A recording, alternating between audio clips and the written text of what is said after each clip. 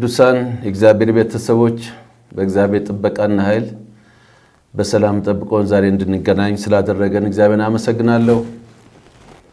ባለፈው ጊዜ የሪፍት ቫሊ ግሎባል ሚሽን የፍቅር ማህበረሰብ ፕሮግራም መሪ ቃል ኢያሱ ምዕራፍ 8 ቁጥር 1 አትፍራ አትደንግጥ በሚለው ላይ እግዚአብሔር መንፈስ ቅዱስ በልቤ የሞላው ነገር አካፍያችኋለሁ። ዛሬ ደግሞ በዛው በኢያሱ ምዕራፍ 8 ቁጥር 1 ላይ ያለውን በልቤ የሞላው ነገር አካፍላችኋለሁ። ያ ክፍል የሚለው ምንድነው? እግዚአብሔር ወደ ኢያሱ መጣና ኢያሱን አትፍራ አትደንግጥ፣ ሰልፈኞችን ካንተ ጋር ሰብስብ፣ ተነስ፣ ውጣ፣ እይ የጋይ ንጉሥ ሕዝቡንም ከተማውንም ምድሪቱንም በእጅህ አሳልፌ ሰጥቻለሁ ነው የሚለው። ባለፈው አትፍራ አትደንግጥ የሚለውን ከኢያሱ ሕይወት ጋራም እግዚአብሔርም ደግሞ ከሰጠው ኪዳን ጋር አይተናል። ዛሬ የምናየው ሰልፈኞችን ሰብስብ ይለዋል። ስትራቴጂውን ነው የምናየው።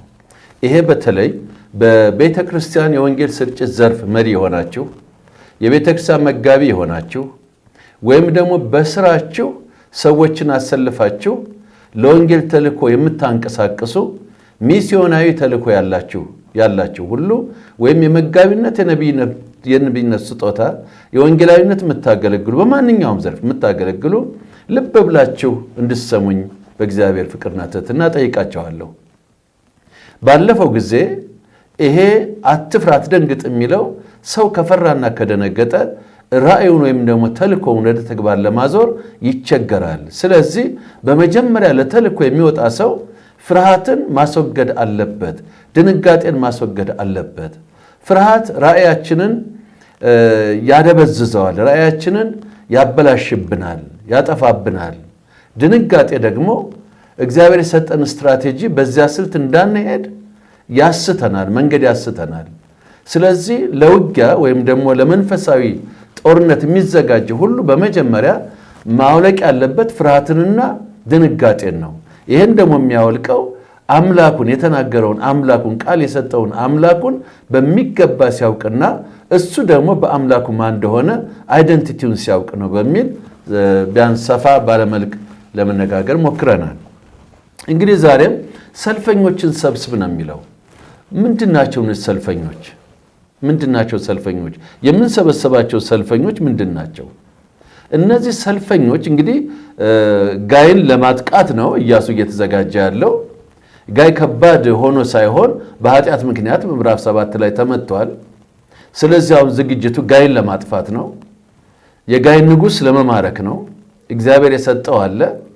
የሰጠው ምንድነው? ጋይን ሕዝቡንም ከተማውንም ምድሪቱንም በእጅ አሳልፌ ሰጥቻለሁ የሚል ትልቅ ፕሮሚስ ሰጥቶታል። የእግዚአብሔር ያለው አይታጠፍም፣ እግዚአብሔርም አይዋሽም፣ ይፈጸማል። ነገር ግን እግዚአብሔር ተናገረ ተብሎ እኛ ምንም ድርሻ የለንም ብለን ቁጭ አንለም። የእኛም ድርሻ ደግሞ ያስፈልጋል። የእኛም ድርሻ የሚመነጨው ኪዳን ከሰጠው ከእግዚአብሔር መመሪያ ነው። በስሜታችን መመሪያ ወይም በእውቀታችን ወይም በመተዳደሪያ ደንባችን አይደለም መመሪያን የምናወጣው።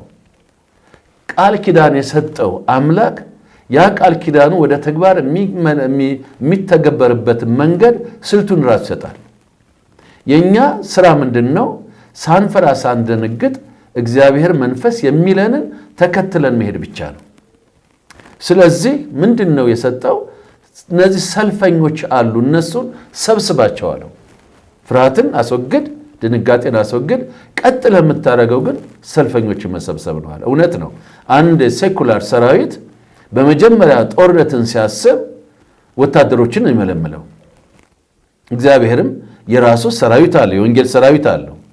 ስለዚህ እነዚህ ሰልፈኞች የተባሉት ለጦርነት የታጠቁ ሰዎች ማለቱ ነው።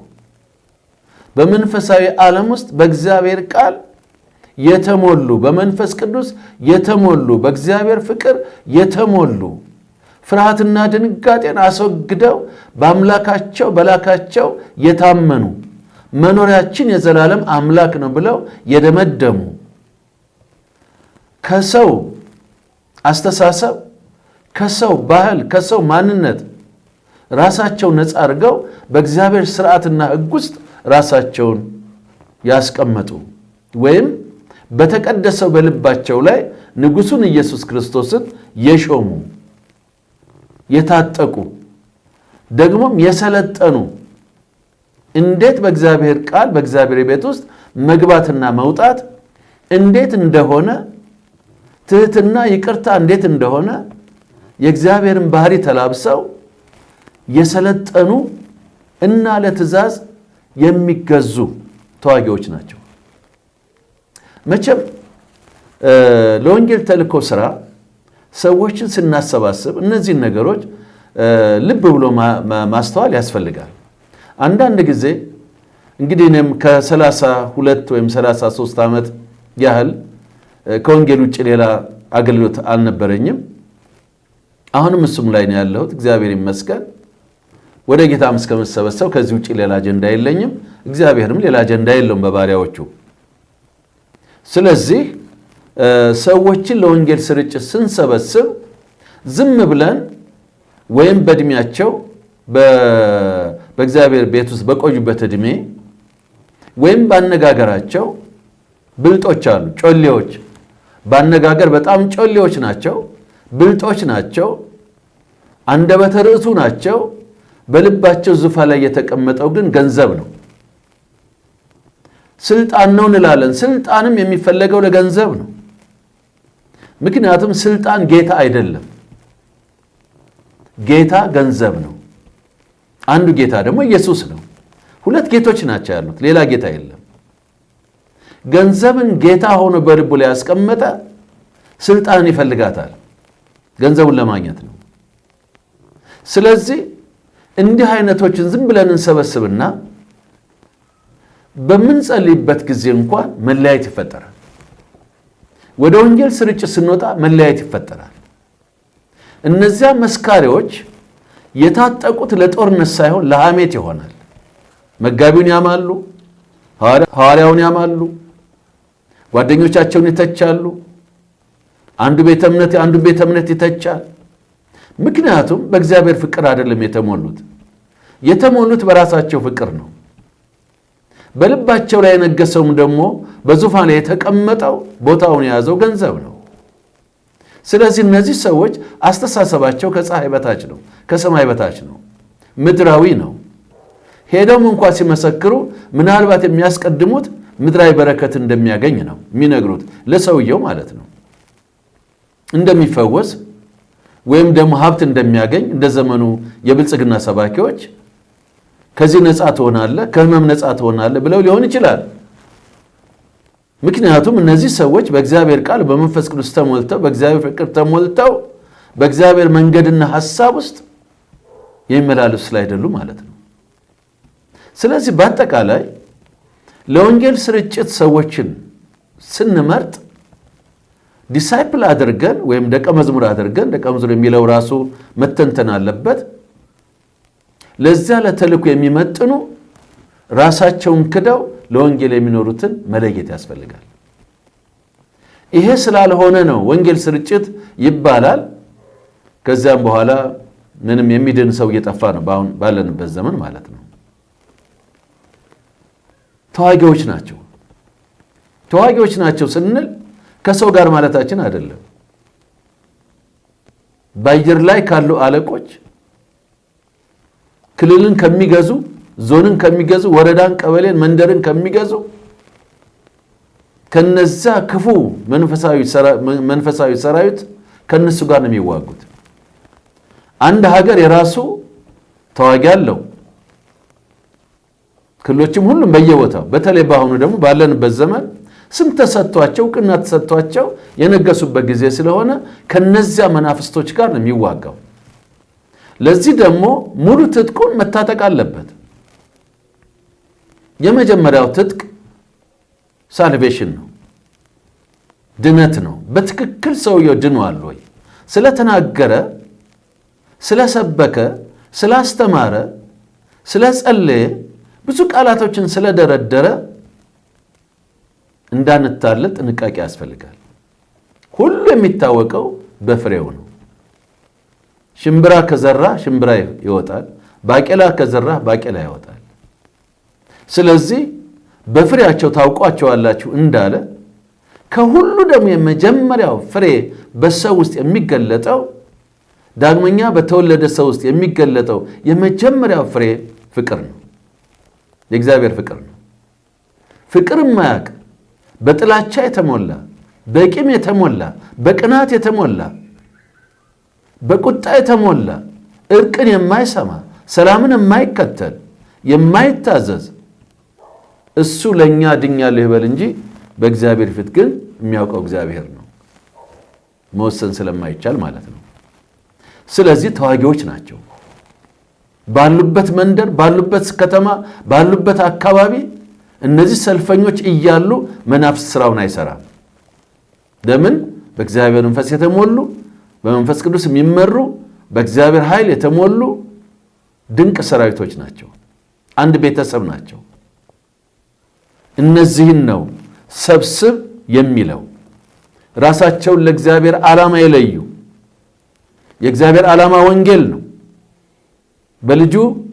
ልጁን ወደዚህ ምድር የላከበት ሌላ ምንም ዓላማ የለውም። እግዚአብሔር ዓላማ ወንጌል ነው። እግዚአብሔርን በምን አስደስተዋለሁ ብትሉ ሰው በክርስቶስ ድነትን ሲያገኝና ያዳነ ሰው ደግሞ እግዚአብሔርን ወደ ማወቅ ሙላት ሲደርስ እግዚአብሔር ይደሰታል። ከዚህ ውጭ ልናስደስተው አንችልም እግዚአብሔርን። ሐዋርያቶችም ያደረጉት ይሄንን ነው። መመሪያ ለመቀበል ዝግጁ የሆኑ ናቸው። መጋቢው ከሆነ የሚመራቸው መጋቢውን አክብረው ለመቀበል ዝግጁ የሆኑ፣ ቡድን መሪ ካላቸው ቡድን መሪው ለመቀበል ዝግጁ የሆኑ። ምክንያቱም ማንም ሰው ስልጣን የሚይዘው በእግዚአብሔር ፈቃድ እንደሆነ ይናገራል መጽሐፍ ቅዱስ። በዚህ ላይ ብዙ ክርክሮች ቢኖሩም ማለት ነው። ነገር ግን ይሄ ሰልፈኛ ሰልፉን የሚመራውን የሚያስተባብረውን እግዚአብሔር ያስቀመጠውን መሪ የሚያከብር የሚቀበል መሆን አለበት።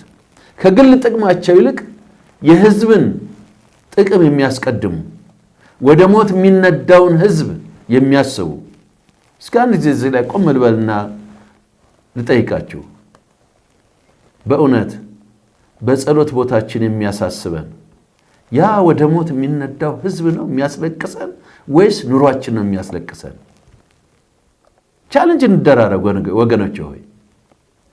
ኑሮዬ ነው የሚያስለቅሰኝ? በሽታዬ ነው የሚያስለቅሰኝ?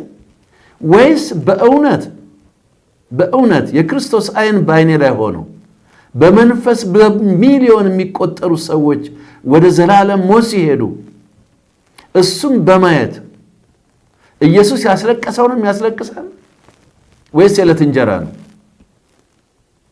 በዚያ ላይ ብዙ ትምህርት መስጠት ይቻላል፣ ግን በዚች አጭር ደቂቃ ውስጥ ማስከተል አይቻልም። ወገኖች ሆይ እግዚአብሔር እንደ ቃሉ ነው። እንደኔ ስሜት አይደለም። እንደ ሳይኮሎጂ እንደሚተነብዩት አይደለም። እንደ ፈጠራም አይደለም። እግዚአብሔር እንደ ቃሉ ነው። እንደ ባህልም አይደለም። አስቀድማችሁ መንግስትና ጽድቁን ፈልጉ ሌላ ሁሉ ይጨመርላችኋል ካለ እግዚአብሔር እንደ ቃሉ ነው። ቃሌን ብትሰማ በልብ ብትጠብቀው ብታደርገው እነዚህ በረከቶች ይከተሉሃል ካለ እግዚአብሔር እንደ ቃሉ ነው። አትስረቅ፣ ሰርቀኸኛል፣ ስለዚህ ትለብሳለህ አይሞቅህም፣ ትበላለህ አትጠግብም፣ ገንዘብን በቀዳዳ ኪስ ታስቀምጣለህ። በምን ሰረቅንህ ብላችሁኛል? አዎ ሰርቃችሁኛል ብሎ እግዚአብሔር ይናገራል። ይቅር ካላልክ ይቅር አልልህም ይላል። እግዚአብሔር እንደ ቃሉ ነው። ራሳችንን ካልካድን በስተቀር ክርስቶስን ደስ ልናሰኘውና የእሱ ደቀ መዝሙር ልንሆን አንችልም። ስለዚህ በመጀመሪያ ራሳቸውን ለሰልፍ ያዘጋጁ ሰዎችን መመልመል፣ ከዛ ደግሞ ማስታጠቅ ያስፈልጋል። ማንነታቸው በእግዚአብሔር ቃል በእግዚአብሔር መንፈስ መለወጥ አለበት። ግን ከየት ነው የምንሰበሰባቸው? እነዚህን ሰልፈኞች ከየት ነው የምናመጣቸው? ከአሜሪካ ነው? ከህንድ ነው? አይደለም። ከዛው ከጉባኤው ነው የምናመጣቸው። ከዛው ከአጥቢያ ቤተ ክርስቲያን ነው። ከዛው ከሰፈር ብረት ውስጥ ነው። ከዛው ከመጽሐፍ ቅዱስ ጥናት ውስጥ ነው። ከዛ ውስጥ ነው የምንለያቸው። አንድ የመጋቢ ሥራ ትልቁ የመጋቢ ሥራ መመገብ ነው፣ መጠበቅ ነው፣ ማሰማራት ነው። ይሄ ነው ትልቁ ሥራው። መግቦ የማይጠብቅ ከሆነ ሐሰተኞች ይወስዷቸዋል። ዛሬ ሐሰተኛ ነው የምንላቸው ብዙ ብር ስላላቸው፣ እኛ ደግሞ ቀንተን እንጮሃለን። እነሱም በሕግ ለማስቆም ብዙ ጥረት እናደርጋለን። እኔ ይገርመኛል ከየትኛው የመጽሐፍ ቅዱስ ጥቅስ እንዳገኘ ነው አላውቅም። እውነቱ ግን እውነተኛውን ገንዘብ እውነተኛውን ዶላር ስታሳየው ሐሰተኛውን ማወቅ ይጀምራል። እኛ እውነትን ለሕዝቡ ማስታጠቅ ስላቃተን ሐሰተኞችን በአዋጅ ለማስቆም እንሞክራለን። አይሆንም። ያመኑትን እስከሚያስቱ ድረስ ገና ድንቅና ተአምራትን ያደርጋሉ። የአብርሃም መልአክ መስለው ገና ይገለጣሉ። ይሄን እግዚአብሔር ቃል ማቆም ይቻላል? አይቻልም። መንገዱ ግን እውነተኛ ለዛች ቀን የሚበቁ ደቀ መዛሙርቶችን ማፍራት ነው። ይሄ ነው መጽሐፍ ቅዱስ የሚነግረን። ያኛው የራሳችን ስሜት ነው፣ የራሳችን ልምምድ ነው። ስለዚህ የምንሰበስበው ካለን ኮንግሪጌሽን ካለን አባላት ውስጥ ነው። እግዚአብሔር ካስቀመጣቸው እግዚአብሔር የለያቸው ሰዎች እነሱ በጉባኤ ውስጥ አሉ። እግዚአብሔር የጠራቸው ሰዎች አሉ፣ ያስታውቃሉ። መጋቢዎች ወይም ደግሞ አስተባባሪዎች ከጸለያችሁ ሰዎችን እግዚአብሔር እነማን እንደሆኑ በፊታችሁ ያመጣሉ። ነገር ግን በብሔር ካደራጃችሁ፣ በእውቀት ካደራጃችሁ፣ በሀብት ካደራጃችሁ አይሆንም። መሪ የምናደርገው ሀብት ያለውን አይደል? መሪ የምናደርገው ትልቅ እውቀት ያለውን አይደል? ስልጣን ያለውን አይደል? ይህን እኮ ነው እያደረግን ያለ ነው። እነዚያ ኔምለስና ፌስለስ እግዚአብሔር የቀባቸው የት ነው ያሉት? ስለ ሰልፈኞችን እንሰብስብ። ዛሬ እግዚአብሔር ትልቅ ዕድል ሰጥቷል ለኢትዮጵያ። በነፃነት ወንጌል እየሰበክን ነው። ግን ይሄ እንዳለ ይቀጥላል ብላችሁ አታስቡ።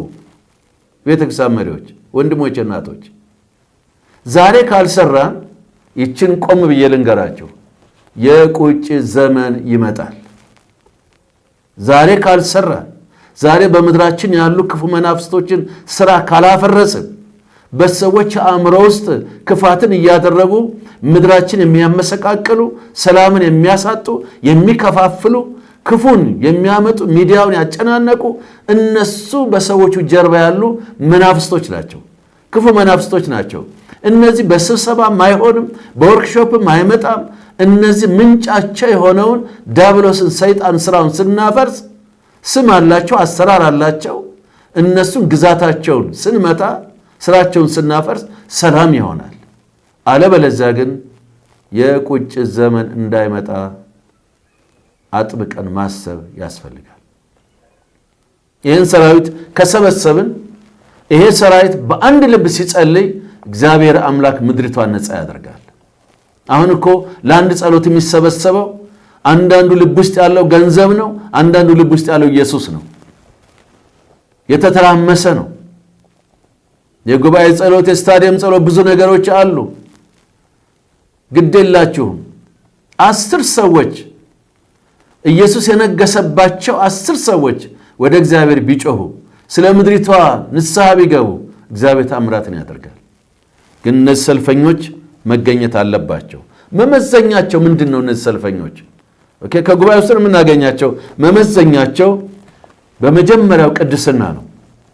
እስራኤልን እንዲሸነፍ ያደረገው የአካን ኃጢአት ነው። ስለዚህ ቅድስና እጅግ በጣም አስፈላጊ ነው። አንድ ሰራዊት ካበላሸ ብዙ ነገር እንደሚያበላሽ ሁሉ አንድ ያልተቀደሰ ሰው ሰራዊቱን ይበጠብጠዋል። በሱ ውስጥ አጋንንት ይገባና ጥሩ የጸሎት ቡድን፣ ጥሩ የወንጌል ስርጭት ቡድን፣ ጥሩ ቤተ ክርስቲያን የት ይደርሳል የተባለውን ሽባ ያደርገዋል። ስለዚህ ቅድስና መሰረታዊ መለያቸው ነው። ሌላው መታዘዝ ነው። የእግዚአብሔርን ቃል ያለ ጥርጥር ተኙ ሲል መተኛት ነው። ቁሙ ሲል መቆም ነው። አምልኩ ሲል ማምለክ ነው። እግዚአብሔር ያላለውን የራሴን ልምምድ የራሴን ወግና ባህል ይዤ ሳይሆን እግዚአብሔር በሚለው መንገድ የሚሄዱ የሚታዘዙ መሆን አለባቸው። ሃይማኖተኝነት መሆን የለባቸው። ሃይማኖተኝነት ሕግ ላይ፣ ስርዓት ላይ፣ ደንብ ላይ፣ ወግ ላይ ነው የሚያተኩረው። አማኝ ግን ቃሉ ላይ ነው የሚጣበቀው። ቃሉ ሁን ያለውን ስለ ቃሉ መስዋዕት ሊያደርግ ይችላል። አለበለዚያ ጳውሎስ እንዳለው ሰውን ማገለግል ቢሆን የክርስቶስ ባሪያ ባልሆን ይሻለኝ ነበር እንዳለው የክርስቶስ ባሪያ ይሆናሉ። እነሱ ክርስቶስ የገዛቸው አይደሉም። ስለዚህ መመዘኛው መታዘዝ መቻል ነው። ሌላው ድፍረት ነው፣ አለመፍራት። የማይፈሩ እግዚአብሔር አትፍራ ደንግጥ እያለ የሚያስፈራቸው ነገር ካለ እምነት ጎሏቸዋል ማለት ነው። ማዕበሉም ይምጣ፣ ሰልፈኛውም ይምጣ፣ ምንም ይዘው ይምጡ ወደ እነሱ እግዚአብሔር አለ ብለው በእግዚአብሔር ላይ ቆመው እስከ መጨረሻው ለመስዋዕት የተዘጋጁ ማለት ነው። እንደቀደሙ አባቶቻችን በኢትዮጵያ ውስጥ ብዙ አሉ፣ በዚያ ያሳልፈዋል። ሌላው ታማኝነት ነው። ለዓላማ ቆራጥ የሆኑ ለጀመሩት ስራ እስከ መጨረሻ ድረስ የሚዘልቁ በመንገድ የማይቆሙ እነዚህ አይነት ሰዎችን ነው ሰልፈኞች የሚላቸው። ለምንድን ነው የሚሰበስባቸው? የሚሰበስባቸው ለድል ነው። የጋይን ከተማ የጋይን ንጉሥ ሕዝቡንም ከተማውንም ምድሪቱንም ለመውረስ ነው። እግዚአብሔርን የሰጣቸውን ኪዳን ለመፈጸም ለድል ነው። ለአንድነት ነው የሚሰበስባቸው። በሽንፈት ምክንያት የተበታተነ ሰራዊት ነበረ። አሁን ኑ እግዚአብሔር ቃል ሰጥቶናል፣ እግዚአብሔር ምድሪቱን አሳልፎ ሰጥቶናል ብለው በአንድ መንፈስ የሚነሱ ማለት ነው። በአንድ መንፈስ የሚነሱ አሁን በአንድ ላይ እንሰባሰብና የአንዱ ልብ ሌላ ነው፣ የአንዱ ልብ ሌላ ነው፣ ከለራችንም ደግሞ ሌላ ነው አይደለም። ሁሉም ኢየሱስ እሱ ክርስቶስ ነው፣ ኢየሱስ እሱ ጌታ ነው ብለው የሚያውጁ አንድ ድምፅ ያላቸው፣ አንድ መንፈስ ያላቸው፣ አንድ ቤተሰብ የሆኑ እግዚአብሔር ቤተሰብ የሆኑ ማለቱ ነው። ሌላው ለተሐድሶ ነው የሚሰበስባቸው፣ ለተሐድሶ ነው። ህዝቡ እንደገና እንዲነሳ፣ ለድል እንዲነሳ፣ እንዲታጠቅ። ለዚህ ነው እንግዲህ ለዚህኛ ምንድነው ማድረግ የሚገባን ብለን ስንል እኔን ጨምሮ መጀመሪያ ራሴን ማዘጋጀት አለብኝ። የክርስቶስ ሰልፈኛ ለመሆን የወንጌል ሰልፈኛ ለመሆን መጀመሪያ እንደ ዶክተር ገዛኸኝ እንደ ወንድም ገዛኸኝ ራሱን ማዘጋጀት አለበት። ሁሉ ነገር የሚጀምረው ከዝግጅት ነው። ይህም ጊዜ ይጠይቃል፣ ከጌታ ጋር ጊዜ ማሳለፍ ይጠይቃል። ሁለተኛው አንድነትን መፍጠር ነው። አንድነትን መፍጠር ነው። በቤተ ክርስቲያን ውስጥ መከፋፈልን አስወግደን ለጋራ መንፈሳዊ ዓላማ፣ ለወንጌል ስርጭት፣ ለቅዱሳን አንድነት፣ ለቅዱሳን እድገት፣ ለእግዚአብሔር መንግሥት መስፋት በአንድነት መቆም። የእግዚአብሔር ጠበቃ ለመሆን አይደለም። እኔ አንድ ጊዜ በመኪና ሲሄድ ኢየሱስ ክርስቶስን ሰደበው ሰውየው። ከኋላ ወንድሜ በጌታ የሆነ ጓደኛዬ እንዴ ዝም ትለዋለህ እንዲህ አለኝ። አዎ ኢየሱስን ልረዳው አልችልም። ሲሰድበውም ይሰማል፣ የሰውየውንም አቅም ያውቃል፣ እግዚአብሔር ራሱንም ያውቃል። ስለዚህ ሰው የሚያስተምርበትን መንገድ ያውቃል። እኔ ጠበቃ አይደለሁም፣ እምነቴን ጠብቄ መኖር ድርሻ አልኩት። እግዚአብሔር የቤቱ ንጉሥ ነው፣ የቤቱ ባለቤት ነው።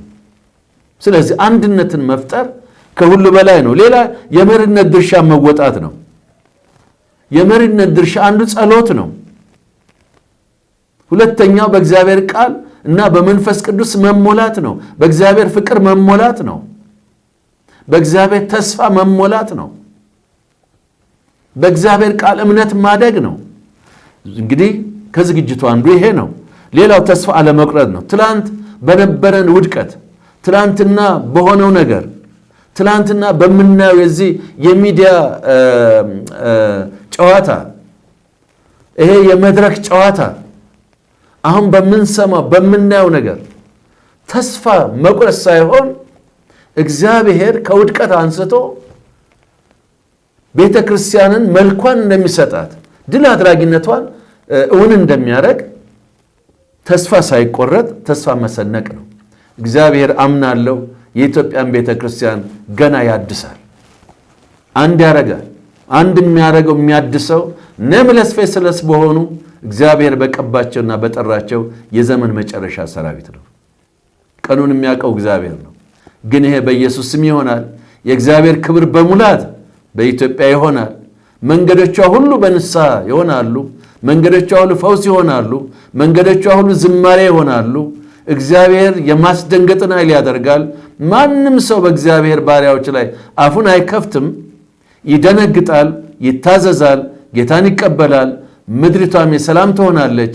ለአፍሪካና ለመካከለኛው ምስራቅ አገሮች ትተርፋለች።